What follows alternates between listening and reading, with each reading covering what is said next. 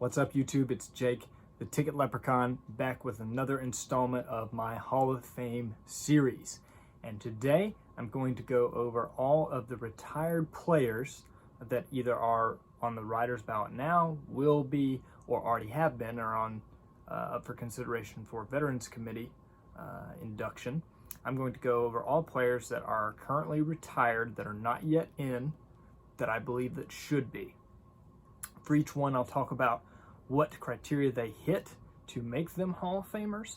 But real quick, as a refresher, I'm going to go through all the categories and what they mean and how I kind of come up with that. Or you can go back and watch my previous video for those instructions. If you've already seen that, probably fast forward through this next part. So, the stats. For hitters, home runs, 400 is the qualifier, 500 is the automatic. Again, the qualifier, you need a minimum of 2 different categories, meaning the qualifier level, to become a Hall of Famer in my eyes. In hits, 2,500 is the qualifier, 3,000 is automatic, 500 qualifier, 800 automatic, 1,500 RBI qualifier, 1,800 automatic. The same numbers for runs, 1,500, 1,800.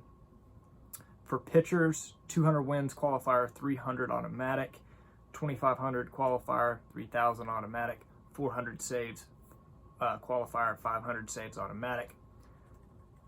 Gold Gloves, 7 is the qualifier, 12 is automatic. Same for Silver Sluggers, 7 and 12. Cy Youngs and MVPs are the same as far as 2 being the qualifier and 3 being automatic for both those categories.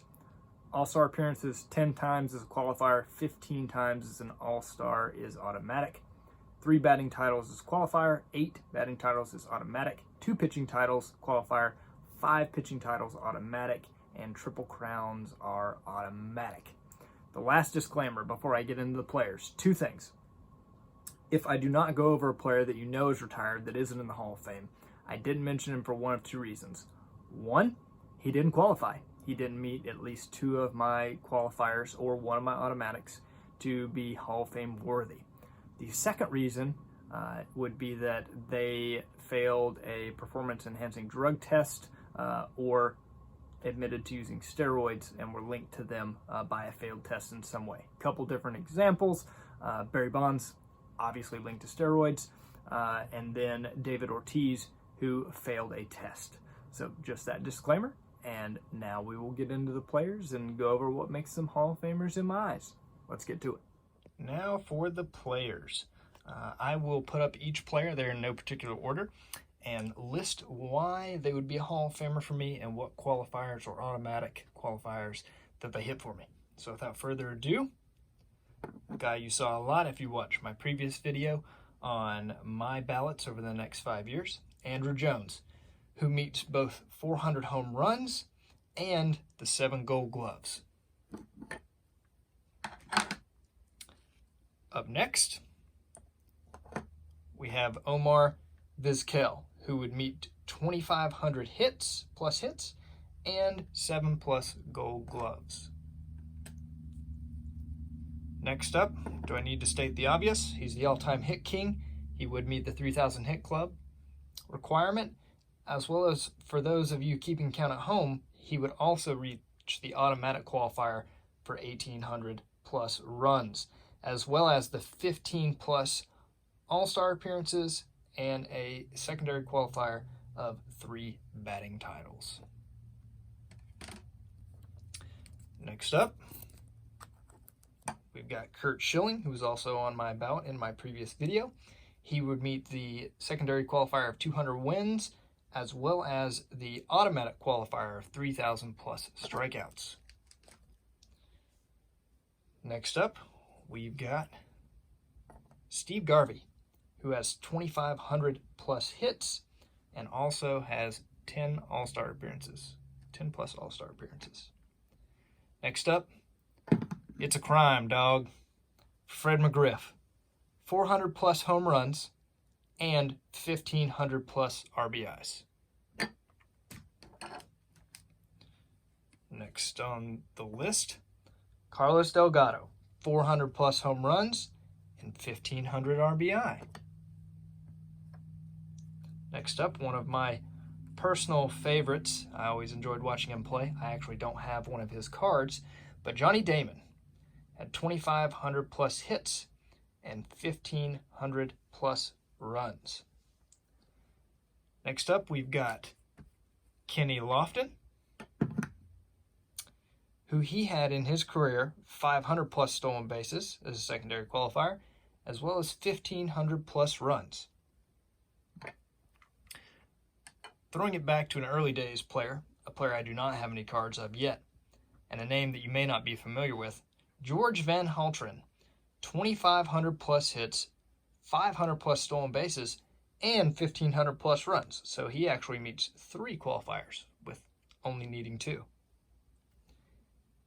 Next, we've got Jim KAAT. Jim KAAT had 200 plus wins and the 12 plus gold gloves that would make him an automatic qualifier as a pitcher.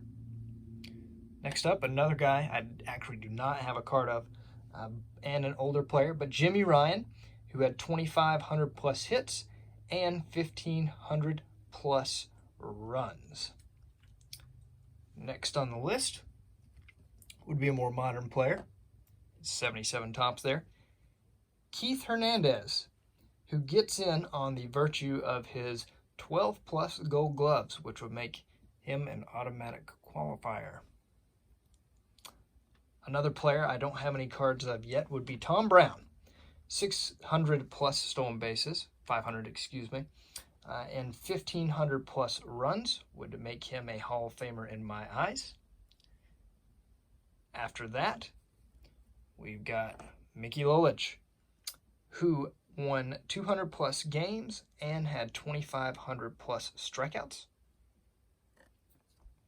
Another player I don't have a card of yet is up next, which is Bill Dahlin, who had 500 plus stolen bases and 1,500 plus runs.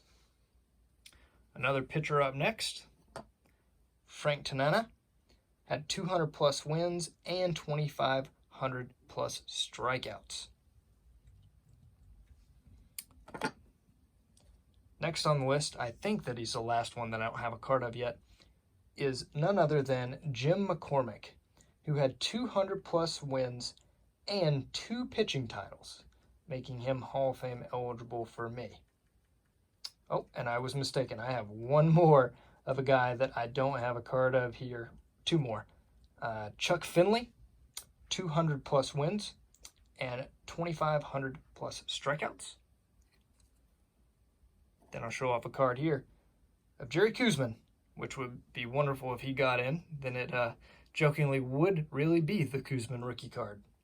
If you know, you know. He had 200 plus wins and 2,500 plus strikeouts.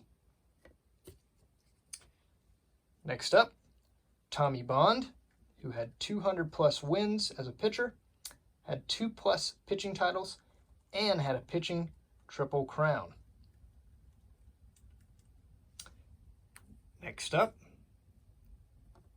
Louis TIANT, in the early days before his famous facial hair, had 200 plus wins and 2 pitching titles, which would make him a Hall of Famer in my eyes. A more modern player and a modern card. Up next, Johan Santana, who is a unique case.